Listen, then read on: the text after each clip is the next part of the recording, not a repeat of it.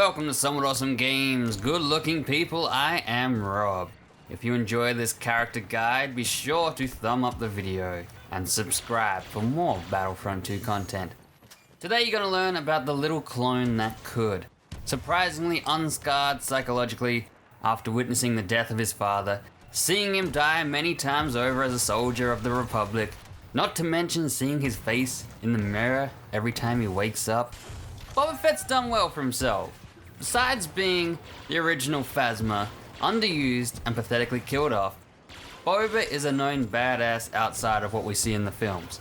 Our little Boba Fett in Battlefront 2 is no exception. He is the terror of the skies, the sneak on the streets. Fire and rockets are his friends, and his enemies will get to know them well. But of course, Boba is a growing boy and he's still undergoing changes. Where he'll be in a month's time is anyone's guess, with patches coming out. From being overpowered with rockets to just a tad shy of perfection, now he's traveling at supersonic speeds. I will cover 2 styles of play in this guide.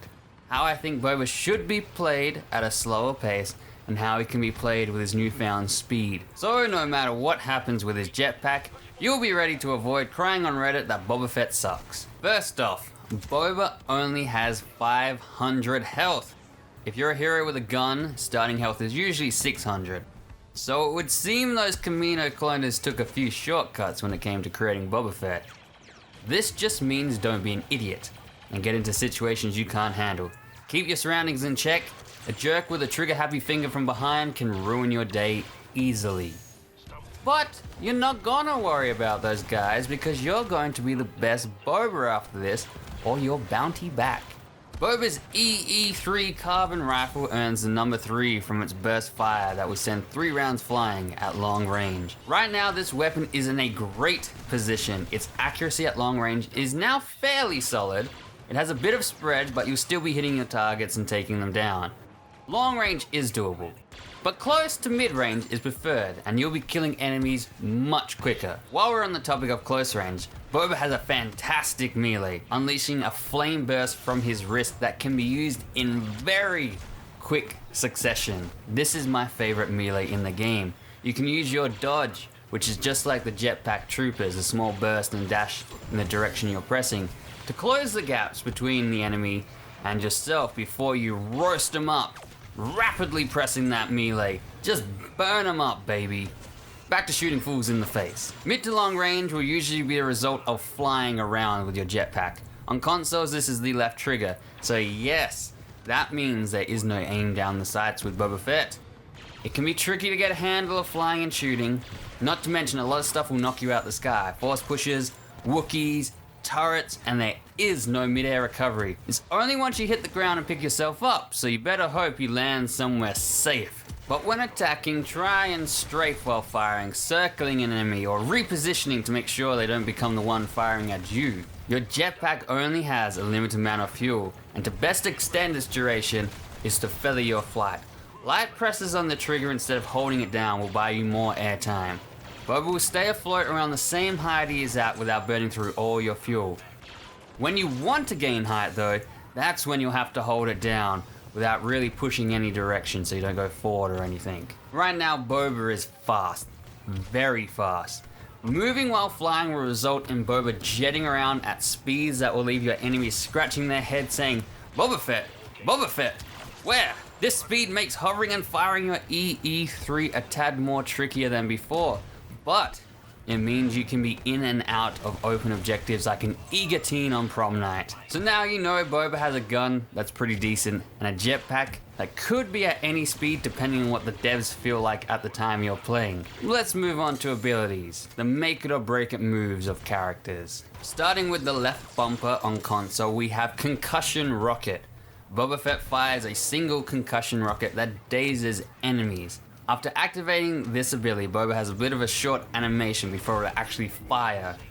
So timing is important here, take that into account. Now this isn't a stun or a blinding. Player screens will get a bit darker with a vignette, but they still have visibility of what is around them.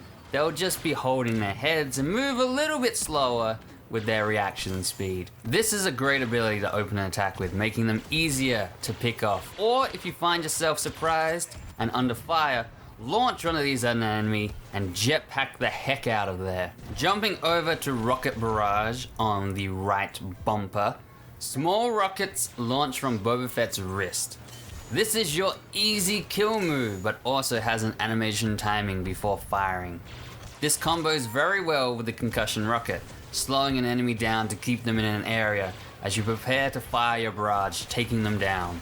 This is the best weapon in your kit for taking down groups of enemies. It fires multiple rockets and is best used from the air. Get into position above a target or targets and rain down death from above. He says that, right? Anyway, you want to use this ability on groups. Sure, if you're struggling with someone or desperate, go ahead, blow up that one guy giving you trouble. But this ability is your bombing run move of choice. Plan an attack, use your speed, fly in, bomb, fly out. Spread the love around, not all shots have to hit the same target. With star cards, you can have plenty of rockets to carpet bomb an entire area. That said, accuracy is its weak point. Don't expect to be firing across the map and blowing up people. Mid-range is its limit. Everyone fears this ability, whether they're a soldier or a hero. This is your heavy damage dealer. Groups weep and fall at its sight. Use it as your main tool in Heroes vs Villains. Get those kills. We'll talk star cards later and make this ability even better. For the Hunt is Boba's middle ability, both bumpers at the same time. Boba Fett disappears from enemy radar, gains unlimited jetpack fuel, and acquires insight into the location of nearby foes. I've mentioned planning an attack with Rocket Barrage. This is a tool that will assist in that. First of all, you vanish from the radar. That's right, no big ass circle giving away your position. This is a surprise attack ability if there ever was one. Now that you're gone, you can also see enemies highlighted nearby. You'll send out a scan pulse, so enemies are limited to those who are scanned with the initial pulse and any follow-up ones that are within range. This isn't Ray level of insight, but it is a powerful tool for checking an area, especially if you're restricted to hallways and interiors for a section of a map. Now that you've gone off radar and you know your targets, you can also use as much fuel as you want for its duration. During this, your jetpack will stop refilling, so if you're running around on the ground, maybe it's time to head upwards, unless this part of the ability isn't what you're using it for. So, you're off radar, you see your targets, you can fly as much as you want, and hopefully have a full tank in reserve for when the ability ends. Now is the time to fly in, bomb those objective camping fools, and fly out safe and sound. For the Hunt can also be used as a last resort. Poorly managed jetpack fuel or caught in a situation where you weren't ready for, use it and take the fuel advantage and get out. This ability will let you fly even if you have no gas in the tank. So let's talk tactics with Boba Fett. We've covered a few attack styles, but how should he be played? Boba Fett has a jetpack, but that doesn't mean you have to be flying all the time. In fact, it might actually be best to save it for escaping enemies rather than pursuing them. Running around with Boba's EE3 is great. Treating Boba like a normal soldier is a solid strategy. For the Hunt lets you know what you're coming up against around corners or areas in general.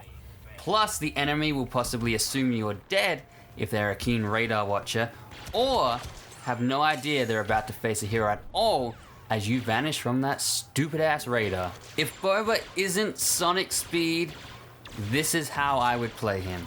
Using his jetpack to gain height and bomb targets in my way rather than using it to reach targets. I know you want to fly into battle guns blazing, but when you land you might not have the fuel to escape or quite know what you're going up against. A Boba who can't fly is not going to last too long in the wrong situations. Taking it slow, taking it grounded, is a completely perfect way to play Boba Fett. Now, a fast-flying Boba can use his jetpack to fly around a bit more from location to location. Reaching an area will use less fuel since you'll be there quicker, meaning you should be okay for escaping, but keep in mind, heading right for an enemy isn't the best idea. Have a pit stop here and there, scout out and plan attacks. Depending on the map, you can always stop up high and refuel or fire off a few good rounds. This applies to both styles of play, slow or speedy. People don't live by Leonard Nimoy's motto of keep watching the skies, so no jerk should be taking you down if you're having a rest on a balcony. Star card time, my little murder machines. Information sharing. For the hunt will reveal enemies to your allies for a part of its duration, epic being 50% of its duration. So that means your team can see what you see for half of for the hunt's duration. Hard pass, man. Very hard pass. Trusting in your team to use this advantage is a waste of a card. Be selfish. Choose better. Extended exposure. For the hunt reveals enemies for longer, epic being 6 seconds. This is not a bad card. This 6 seconds more could totally work into a slower styled, grounded Boba Fett player. So, it's not a bad one, but I'm sure we can do a little bit better. Acute concussion. Concussion rocket will concuss enemies for a longer duration. Epic being 2 seconds. 2 seconds. Is it worth it? Maybe. Concussion is a hard ability to give a damn about, so extending that by 2 seconds just means you might notice its effect in between blasting fools. Blaster Disabler. Enemies concussed by concussion rocket will also have their blaster disabled for a period of time, epic being 1.5 seconds. That is not a lot of time, but I could see this being good in heroes versus villains. Not every game, no, not every game. Let's not be stupid here. But going up against a no Jedi heroes team, you might make them regret it. Also a good one for Galactic Assault. As I said, concussion can sometimes help get out of a bad spot. Not being shot while doing that sounds pretty good to me. Intense Barrage. Rocket Barrage fires faster, increasing the total number of rockets fired, epic being +4. We just found our first must-have card. I said that this ability is your easy kills. What better way to get more kills than to fire more rockets? Galactic Assault, heroes versus villains. If you're not using this card, you're a madman. Death from above. Boba Fett takes less damage when using Rocket Barrage while flying with his jetpack. 15% at epic. A super situational card. It's true you'll be using Rocket Barrage to get a lot of kills, sure. But while you're firing rockets, you'll be moving. You won't be sitting still like a dummy. I don't like cards that are only effective for split seconds and don't add much to your overall play. This is one of them. Skip it. Fuel efficiency. Boba's jetpack fuel burns slower when flying, epic being 15%. Another card I recommend, having your fuel burn 15% slower means more airtime. More airtime means you're quicker going places, better odds of making an escape, and more time to just look down and blast away. Take it for Galactic Assault. Quick refill. Boba's jetpack fuel refills faster when not being used. Epic being 15% faster. Being out of fuel on the ground sucks. The quicker you can get it back, the safer you'll be. Comboed with the previous card of fuel efficiency, and your life will be filled with seal, sing, and fly like an eagle. Take it for Galactic Assault. Our final star card, Anti-Hero Rockets. Rocket Barrage deals bonus damage to enemy heroes. Epic being 20 bonus damage per rocket. So, I've suggested Blaster Disabler and Intense Barrage for heroes versus villains. Anti-Hero Rockets is the name of this card. Anti-Hero Rockets. Just take it. It's tempting to be a coward in heroes versus villains, but Boba doesn't have to be. You might want to take the fuel cards and run when you're the target. Nobody likes that guy. Sure, it's a solid strategy, but a Boba blowing things up is better than a Boba waiting for others to do a job he can do himself. That is Boba Fett. Earn the battle points and hire this deadly bounty hunter. Keep your expectations in check and your eye on the fuel gauge. Boba Fett can dominate, outdoors and indoors. You have to adjust your style of play for both situations. You're a bounty hunter. Hunt your prey. Don't rush into it like a brute. Strategy is the key to success. Flying is fun but can leave you open. If you get knocked out the sky, rethink and adapt. If you know a Finn is in play, either avoid him or use cover wisely. His Deadeye ability is your counter. He will make quick work of you if you're an idiot. But you're not an idiot. Be smart. You may be a clone, but you're not a pawn. Thank you for watching, and happy hunting.